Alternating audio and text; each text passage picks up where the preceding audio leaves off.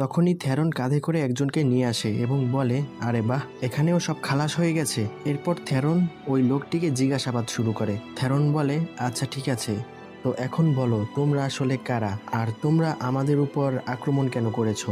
তোমার জন্য এটাই ভালো হবে, ভালোই ভালোই সবকিছু বলে দাও। এরপর উর্জাকে দেখিয়ে বলে, এই মেয়েটা দেখতে যতটা সুন্দর তার থেকে বেশি ভয়ঙ্কর টর্চার করতে।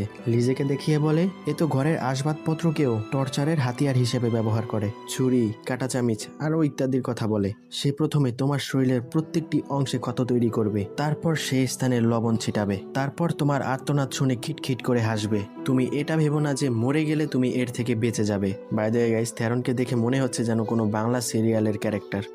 এভাবে সে কমেডি করছে। যাই হোক, তারপর বলে, আমাদের কাছে ক্ষত সারানোর হিলিং পোশনও আছে।